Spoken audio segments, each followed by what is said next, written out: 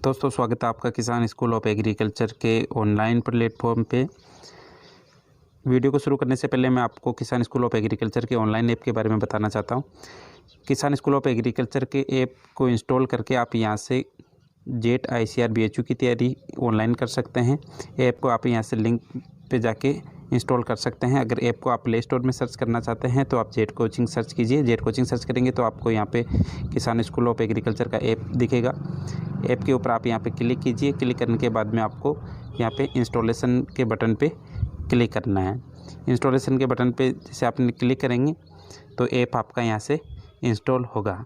App को install करने के बाद में आप यहाँ से जेट ICAR BHU का कोर्स ऑनलाइन परचेज कर सकते हैं। या स्टोर में आपको कंप्लीट कोर्सेज दिखेंगे। जो कोर्स आप लेना चाहते हैं वो कोर्स आप ले सकते हैं। ऐप का लिंक आपको डिस्क्रिप्शन में दिया हुआ है, वहाँ से जाके आप ऐप को इंस्टॉल कर सकते हैं। ऐप को अपने दोस्तों के साथ में शेयर करके आप पैसा भी कमा सकते हैं। चलिए दोस्तों वीडियो को शुरू करते हैं। Hello friends, Kisan school of agriculture के ऑनलाइन प्लेटफॉर्म पर आपका स्वागत है। मैं Rahul Chaudhary, faculty of agriculture. हम बात कर रहे थे उद्यान विज्ञान। उद्यान विज्ञान में अपना अगला टॉपिक है हार्मोन।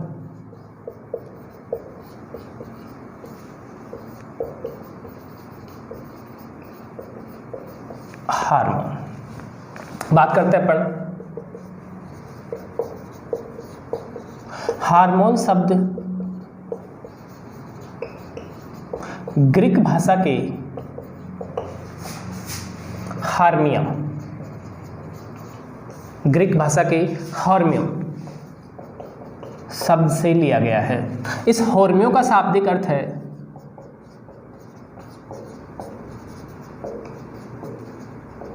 स्टिमुलेट। स्टिमुलेट कहेंगे अपन उत्तेजित या उत्प्रेरित करना। किसे कहेंगे? उत्तेजित या उत्प्रेरित करना। बात करते हैं अपन 1948 में थीमेन नामक वैज्ञानिक ने 1948 में थीमेन नामक वैज्ञानिक ने पौधों में हार्मोन शब्द की जगह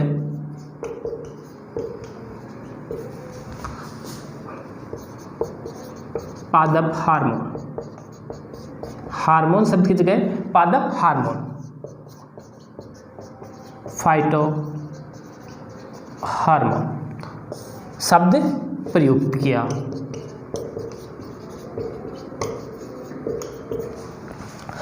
थीमेन ने 1948 में पौधों में हार्मोन शब्द की जगह शब्द दिया फाइटो हार्मोन, जिसे अपन कह सकते हैं पादप हार्मोन। अब देखेंगे अपन पादप हार्मोन किसे कहते हैं? फाइटो हार्मोन या प्लांट हार्मोन। वे कार्बनिक पदार्थ जो पौधे के एक भाग में निर्मित होकर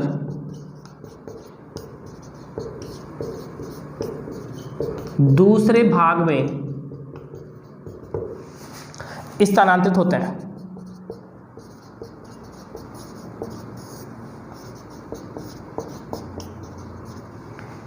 अपन पादप हार्मोन कहेंगे वे कार्बनिक पदार्थ जो पौधे के एक भाग में बनते हैं तथा दूसरे भाग में स्थानांतरित होते हैं,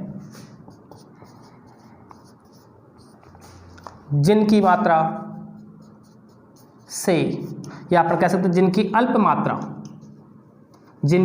अल्प मात्रा से पौधे की वृद्धि एवं अन्य कार्य प्रभावित होते हैं। हार्मोन या पादप हार्मोन कहेंगे पर पौधे में अकार्बनिक पदार्थ जो एक भाग में बनता है दूसरे भाग में स्थानांतरित होता है और उसकी कम मात्रा पौधे की वृद्धि एवं अन्य कार्य कार्यों को प्रभावित करती है, उसे अपन कहेंगे पादप हार्मोन।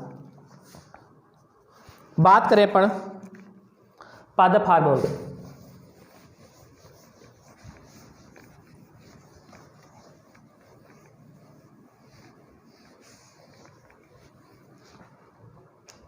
पौधों में वृद्धि के आधार पर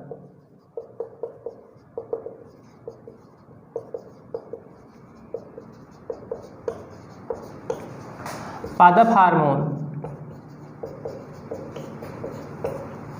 दो प्रकार का माना जाता है। वृद्धि के आधार पर पादप हार्मोन दो प्रकार का माना जाता है। फर्स्ट अपन कहेंगे वृद्धि बढ़ाने वाला, वृद्धि बढ़ाने वाला। सेकंड कहेंगे अपन वृद्धि रोधक या वृद्धि को रोकने वाला। कोई हार्मोन पौधों में कम मात्रा में बनता है और वो पौधों की वृद्धि को बढ़ा देता है, तो उसे क्या कहेंगे? वृद्धि को बढ़ाने वाला। और वृद्धि रोधक हार्मोन किसे कहेंगे? जिसकी अल्प मात्रा पौधे की वृद्धि को रोक देती है या बढ़ने को रोक देती है, उसे क्या कहेंगे? वृद्धि रोधक हार्मोन। वृद्धि बढ़ाने वाला हार्मोन की बात करते हैं तो इसमें है अपन वे हार्मोन जो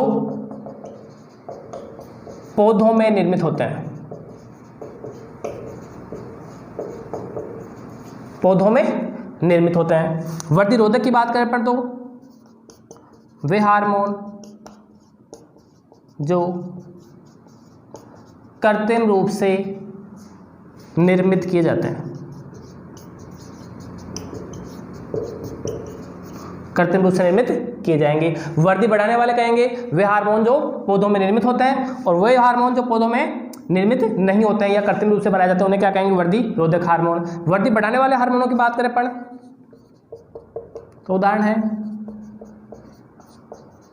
ऑक्जिन, जिब्रेलिन और साइटोकाइन। ऑक्जिन, जिब्रेलिन और साइटोकाइन। उसके बाद बात करते हैं अपन वृद्धि रोधक हार्मोन। उदाहरण की बात करते हैं अपन वृद्धि रोधक हार्मोन होंगे ABA, MH और अपन इथाइलिन को भी मानते हैं वृद्धि रोधक, इथाइलिन। ठीक है, अपन ने पढ़ा वृद्धि के आधार पर दो प्रकार के होता है। वृद्धि को बढ़ाने वाले जिनकी अल्प मात्रा पौधे की वृद्धि को बढ़ा देती है, या अपन कह सकते हैं सूक्ष्म मात्रा प्लांट वृद्धि को बढ़ा देती है, उसे कहेंगे वृद्धिकारक। ये प्राकृतिक रूप से पौधों में निर्मित होता है, प्राकृतिक रूप से पौधों में निर्मित होते हैं, और ये कृत्रिम रूप से बनाए जाते हैं। फिर बात करते हैं अपन वृद्धि बढ़ाने वाले हार्मोन और वृद्धि रोधक हार्मोन। इन दोनों को मिक्स रूप से कहा जाता है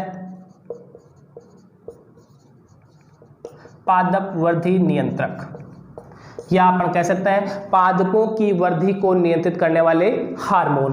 नियंत्रित करना मतलब वृद्धि को बढ़ाना भी नियंत्रण कहलाता है और वृद्धि को रोकना भी क्या कहलाता है? वृद्धि नियंत्रक। तो दोनों को मिक्स रूप से अपन कहेंगे पादप वृद्धि नियंत्रक। अब देखते हैं पादप वृद्धि नियंत्रक अपन किसे कहेंगे।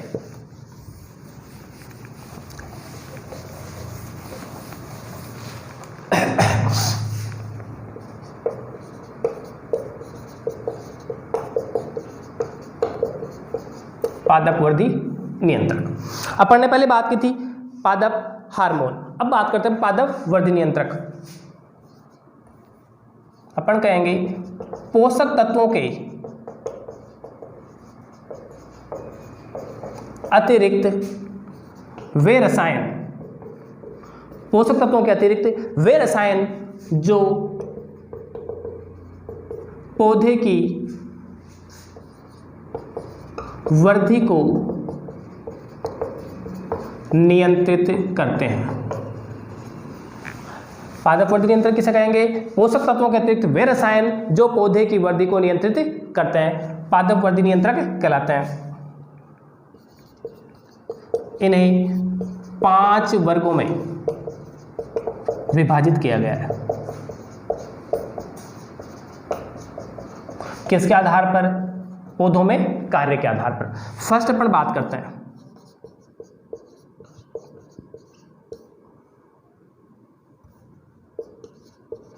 फर्स्ट है ऑक्जिन। सेकंड बात करें अपन जिब्रेलिन्स। थर्ड बात करते हैं साइटोकाइनिन। फोर्थ अपन बात करें वृद्धि रोधक। वृद्धि रोधक के रूप में अपन पढ़ते हैं ABA और MH। अगर कार्य की बात करें, वर्धी रोधक में अपन ने पढ़ा था इथाइलिन, अगर कार्य के आधार पर अपन बात करते हैं तो इथाइलिन को माना जाता है 5वां। इथाइलिन सभी को पता है, इथाइलिन मुख्यतः काम में लेता है फलों को पकाने में, ठीक है। अपन बात करते हैं फर्स्ट ऑफ ऑक्जीन की। ऑक्जीन की बात करते हैं, सर्वाधिक उपयोग में लिए जाने वाला पादप वर्धी नियंत्रक है। फर्स्ट ऑफ बात करते हैं अपन, अगर पूछा जाता है सर्वाधिक उपयोग में लिए जाने वाला पादप वर्धी नियंत्रक है तो कौन सा माना जाएगा? ऑक्जीन। कौन सा है? ऑक्जीन। फिर बात करते हैं अपन, ऑक्जीन की खोज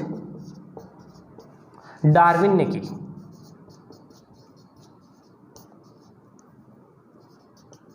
ऑक्जीन की खोज की थी डार्विन ने। फिर बात करते हैं, ऑक्जीन को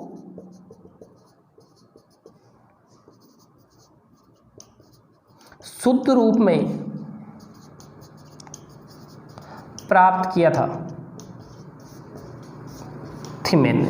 ऑक्जीन की खोज की थी डार्विन ने और ऑक्जीन को शुद्ध रूप में प्राप्त किया था थीमेन ने। इसके बाद बात करते हैं 1928 की। वैज्ञानिक थे F.W. वेंट। F.W. वेंट ने सर्वप्रथम 1928 में उन हार्मोन के लिए जो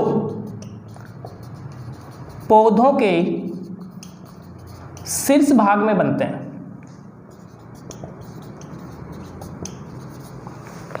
बात की थी अपने 1928 की। F.W. वेंट ने उन हार्मोन के लिए जो पौधों के शीर्ष भाग में बनते हैं उन्हें इसने नाम दिया था ऑक्जीन। अपन कह सकते हैं ऑक्जीन नाम सर्वप्रथम किसने दिया? F.W. वेंट ने। कब दिया? 1928 में। किसको दिया? वे हार्मोन जो पौधों के शीर्ष भाग में बनते हैं, ठीक है। आगे देखते हैं अपन,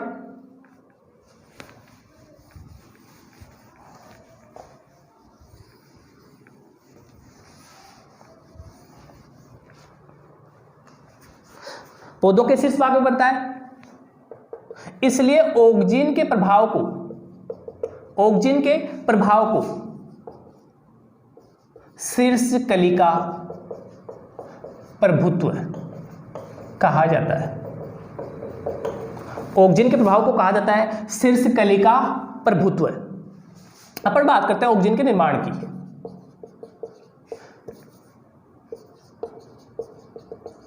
ऑक्जीन का निर्माण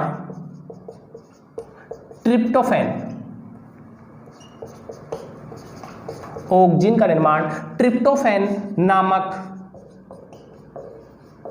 एमिनो अम्ल से होता है।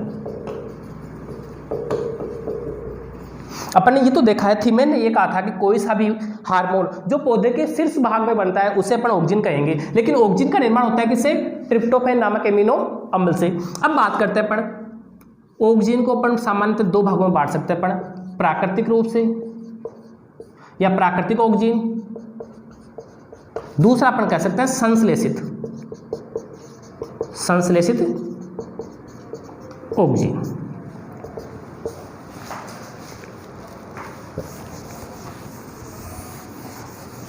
देखना, फर्स्ट अपन बात करते हैं प्राकृतिक ऑक्जीन अपन किसे कहेंगे? जो पौधों के शीर्ष भाग में बनता है। और प्राकृतिक ऑक्जीन सूर्य के प्रकाश में पौधों में उत्पन्न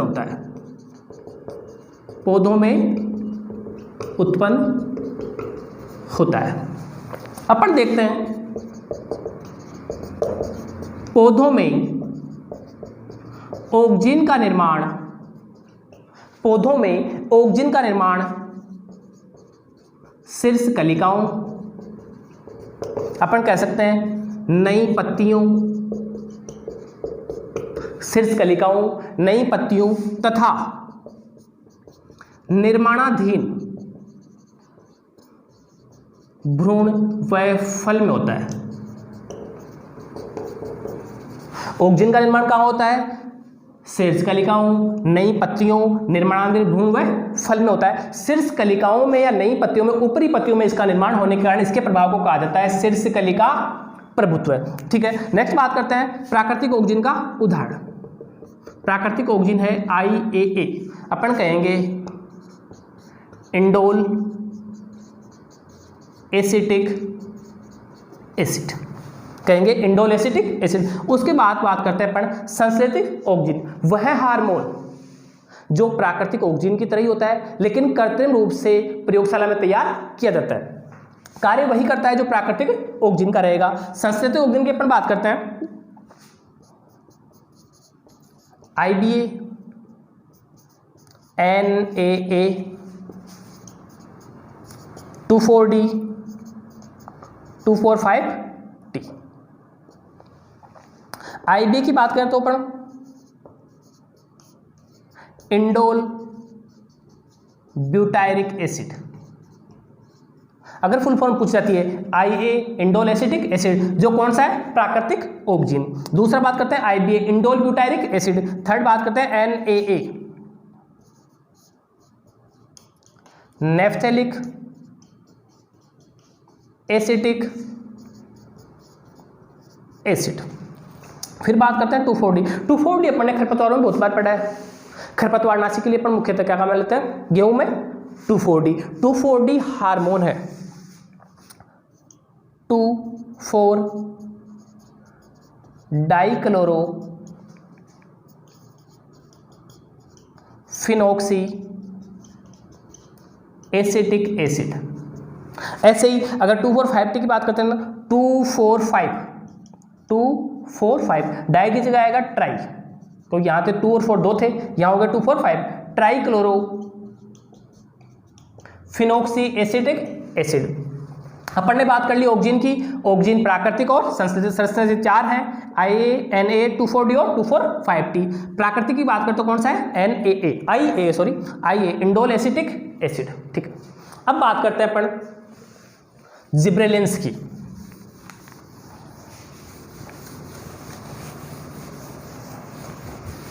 या जिब्रेलिन से पहले अपन देख लेते हैं ऑक्सीजन में थोड़ा सा। फर्स्ट अपन ने देखा IAA, इसी के साथ अपन इसके कार्य भी देख लेते हैं। इसका पूरा नाम था इंडोल एसिटिक एसिड। अगर अपन कार्य की बात करते हैं, IA का कार्य होता है पौधों में वृद्धि बढ़ाना, पौधों में वृद्धि को बढ़ाना या प्रेरित करना। दूसरा पर कार्य की बात करते हैं, फूलों को झड़ने से रोकना, फूलों को झड़ने से रोकना। अगर तीसरे कार्य की बात करते हैं, अगर कुछ फल हैं, कच्चे फलों को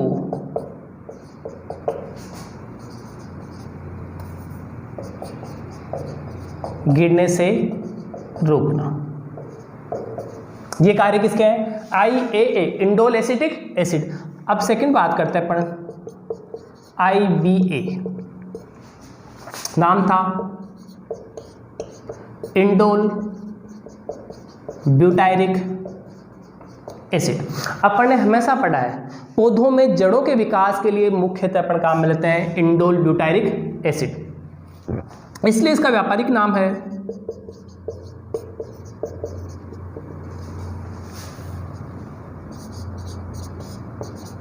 रूटेक्स या सोरोडेक्स। अगर बाजार में अपन IBA के नाम की बात करते हैं तो IBA रूटेक्स या सोरोडेक्स के नाम से बिकता है। रूटेक्स कहेंगे रूट, जो रूट की वृद्धि को प्रमोट करता है, ये रूट की वृद्धि को बढ़ाता है, या अपन कहेंगे जड़ों के विकास को बढ़ावा देता है, उसे क्या कहेंगे, रूटेक्स। IBA का व्यापारिक नाम है रूटेक्स और सोरोडेक्स। फिर बात करते हैं अपन कार्य की। IBA के कार्य में अपन देखते हैं सबसे पहले जोड़ों के विकास को बढ़ाता है, ये अपने को पता है। अगर अपन मुख्यतः इसकी यूज की बात करें तो अपन देखते हैं कलम में, अपन ने प्रवर्धन में देखा था कलम जो 22.5 सेंटीमीटर लंबी होती है। कलम में शीघ्र जड़ों के विकास के लिए, कलम में शीघ्र जड़ों के विकास के लिए 100 से 500 ppm सांद्रता किसकी काम में ली जाती है? IBA का प्रयोग करते हैं। अगर कलम लगाने के लिए शीघ्र अपन जड़ों का विकास करना है तो 100 से 500 ppm सांद्रता IBA का अपन उपयोग करते हैं। IBA की बात करते हैं अपन तो IBA बाजार में रूटेक्स या सोरोडेक्स के नाम से मिलता है और ये रूट की वृद्धि को बढ़ाता है। थर्ड अपन बात करते हैं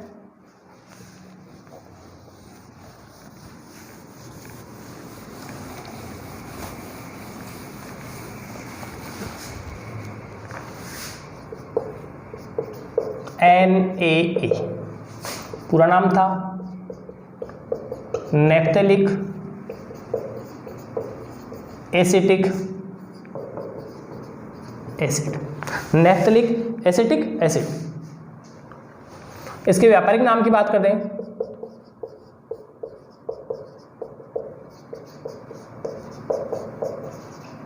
तो इसका व्यापारिक नाम है फ्लेनोफिक्स। व्यापारिक नाम है प्लेनोफिक्स। अब बात करते हैं पर NAA के कार्य। मुख्यतः फूलों से संबंधित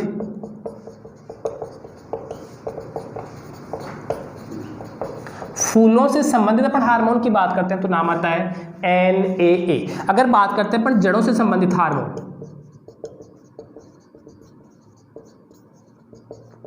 तो हमेशा बात आती है IBA। ऐसे ही फूलों से संबंधित हार्मोन कौन सा है? NAA।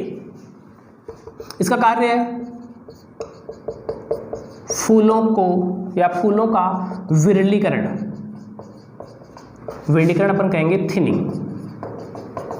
अगर अत्यधिक फूल एक से अधिक शाखा पर अधिक फूल आते हैं तो उन फूलों को कम करने के लिए अपन काम में लेते हैं NAA। इसे कहा जाता है फूलों का विरलीकरण या थिनिंग। दूसरी बात करते हैं अपन फूलों को झड़ने से रोकने के लिए किसका उपयोग किया जाता है? NAA। फूलों को विरलीकरण कम करने के लिए और फूलों को झड़ने से रोकने के लिए भी किसका उपयोग करते हैं अपन? NAA। इसके बाद अपन चौथो auxin 2,4-D 2,4 dichloro phenoxy acetic acid.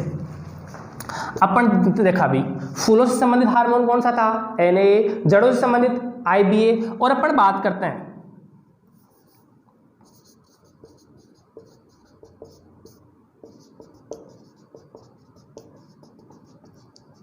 खरपतवार को मारने के लिए अपन कौन सा हार्मोन काम में लेते हैं? 2,4-D। अगर बात करते हैं इसकी मात्रा की 20 ppm से अधिक मात्रा 20 ppm से अधिक मात्रा का अपन उपयोग करते हैं खरपतवारों को मारने के लिए। अपन कह सकते हैं खरपतवार नाशी के रूप में 2,4-D खरपतवार नाशी के रूप में उपयोग किया जाएगा अगर उसकी सांद्रता कितनी है? 220 ppm से अधिक। फिर बात करते हैं अगर 20 ppm से कम सांद्रता है, सांद्रता कितनी है? 20 ppm से कम, तो ये किसका कार्य करेगा?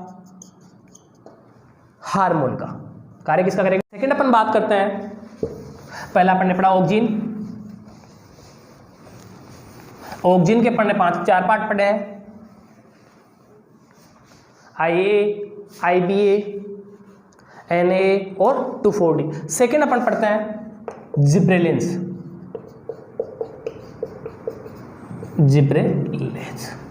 जिब्रेलिन्स की खोज 1926 में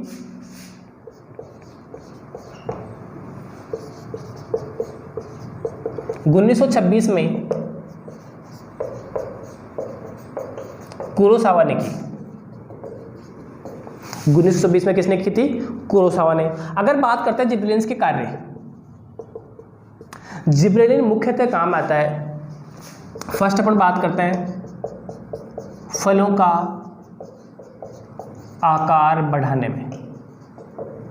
जिब्रेलिन मुख्यतः काम आता है फलों का आकार बढ़ाने। दूसरा अपन बात करते हैं अंगूर में बीज रहित फलों के आकार बढ़ाने में, या अपन कह सकते हैं अंगूर में बीज रहित फलों के निर्माण के लिए अपन काम लेते हैं किसका, जिब्रेलिन्स। जिब्रेलिन्स को अपन Ga के नाम से जिब्रेलिक एसिड, और इसका कर्तव्य रूप है Ga3 जिब्रेलिक एसिड थर्ड। अंगूर में बीज रहित फलों का निर्माण किससे होता है, जिब्रेलिक एसिड से। थर्ड बात करते हैं अपन बेरी का आकार बढ़ाने के लिए। बेरी का आकार बढ़ाने, बेरी कहते हैं फल का प्रकार है जो अपन नेक्स्ट पढ़ेंगे। इसके बाद बात करते हैं अपन सुषुप्ता तोड़ने में। सुषुप्ता तोड़ने में किसका उपयोग किया जाता है, जिब्रेलिक एसिड का। इसके बाद अपन नेक्स्ट देखते हैं थर्ड, साइटोकाइनिन। साइटोकाइनिन की खोज स्क्रूव मिलर ने। साइटोकाइनिन की खोज की स्क्रूव मिलर ने। किसमें की थी, यीस्ट के डीएनए, इस पर कह सकते हैं खमीर, यीस्ट के डीएनए में साइटोकाइनिन की खोज हुई, यीस्ट के डीएनए में। फिर बात करते हैं साइटोकाइनिन के कार्य। साइटोकाइनिन के कार्य की बात करें, कार्यों की बात करें अपन तो फर्स्ट कार्य है कोशिका विभाजन, दूसरा है सुषुप्ता तोड़ने में। साइटोकाइनिन कार्य की बात करते हैं अपन कोशिका विभाजन और सुषुप्ता अवस्था तोड़ने में। इस साइटोकाइनिन को कहा जाता है एंटीऑक्सिन हार्मोन। साइटोकाइनिन को कहा जाता है एंटीऑक्सिन हार्मोन। नेक्स्ट अपन बात करते हैं फोर्थ,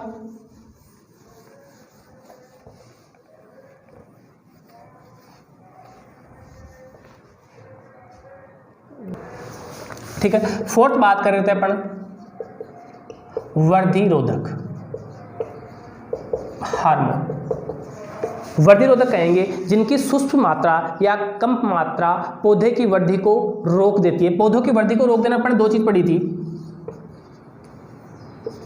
ABA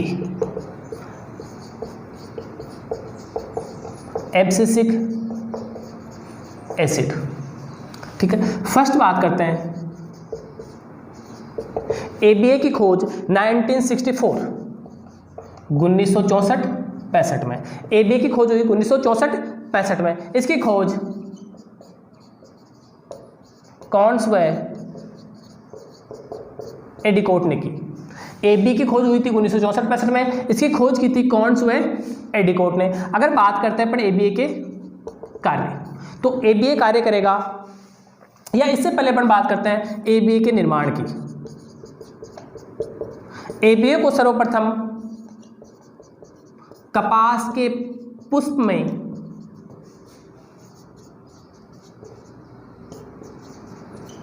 ABA को सर्वप्रथम कपास के पुष्प में एब्सिसिन नामक तत्व के रूप में खोजा गया, या अपन कह सकते हैं रसायन के रूप में खोजा गया।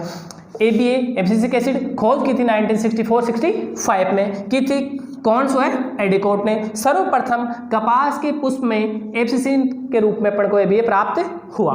फिर बात करते हैं ABA के कार्य। ABA का मुख्य कार्य सुषुप्ता अवस्था को प्रेरित करना है। मुख्य कार्य क्या है, सुषुप्ता अवस्था को प्रेरित करना। अगर अपन दूसरे कार्य की बात करते हैं तो ABA रंध्रों को बंद करने में सहायक होता है। ABA का अपन दूसरा कार्य देखें तो क्या है, रंध्रों को बंद करना। रंध्रों को जब बंद करेंगे अपन तो कोशिका भित्ति पर दबाव बढ़ेगा, दबाव बढ़ेगा तो स्ट्रेस उत्पन्न होगा, इसलिए अपन इसको कहते हैं स्ट्रेस हार्मोन। ABA को कहा जाता है स्ट्रेस हार्मोन। स्ट्रेस को कहेंगे अपन तनाव हार्मोन, या अपन इसको कह सकते हैं anti gibberellins hormone. Anti gibberellin hormone कहेंगे किसको? ABA को। क्यों कहेंगे? क्योंकि सुषुप्त अवस्था को प्रेरित करता है और जिबरेलिन का कार्य क्या है? सुषुप्त अवस्था को तोड़ना। जिबरेलिन कार्य करता है सुषुप्त अवस्था को तोड़ने का, और सुषुप्त अवस्था को बढ़ाता कौन है? Anti gibberellin. ठीक है, इसके बाद बात करते हैं अपन दूसरा वृद्धिरोधक हार्मोन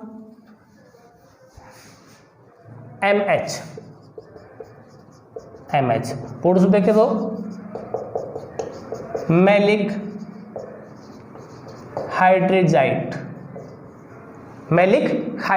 अगर हम कार्य की बात करते हैं, प्याज के कंदों में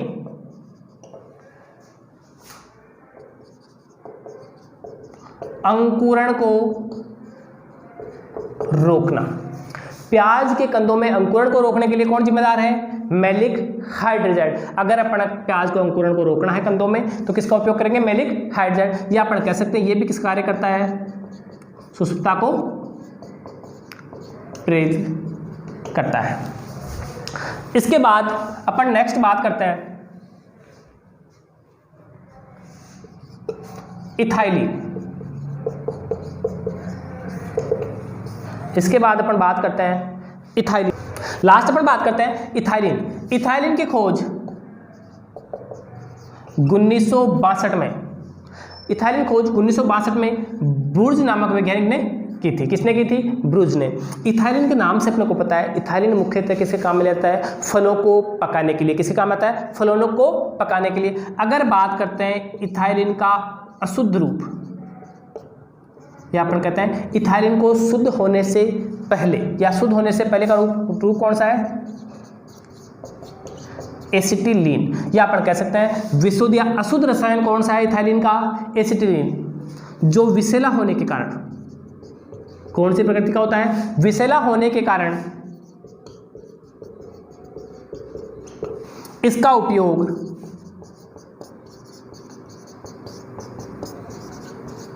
फलों को पकाने के लिए नहीं किया जाता है। किसका उपयोग? एसिटिलीन का, क्योंकि ये विषैला होता है और ये अशुद्ध रूप है। फिर बात करते हैं इथाइलिन का व्यापारिक उत्पाद। इथाइलिन का व्यापारिक उत्पाद है इथ्रेल और इथेपॉन। व्यापारिक उत्पाद है इथ्रेल और इथेपॉन। इथ्रेल की बात करते हैं तो इथ्रेल पाया जाता है द्रव अवस्था में और इथेपॉन पाया जाता है गैसीय अवस्था में। इन दोनों का ही उपयोग फलों को शीघ्र पकाने में किया जाता है। ठीक है दोस्तों, अपना हार्मोन का चैप्टर या पादप हार्मोन का चैप्टर यही कंप्लीट होता है। इसके अतिरिक्त अगर आपको जेट, ICR, BHU और अन्य कृषि से संबंधित कोई भी प्रतियोगी परीक्षाओं की ऑनलाइन तैयारी करनी है तो नीचे डिस्क्रिप्शन में किसान ऐप को डाउनलोड करें और अपने आगे के स्टडी को जारी रखें। धन्यवाद।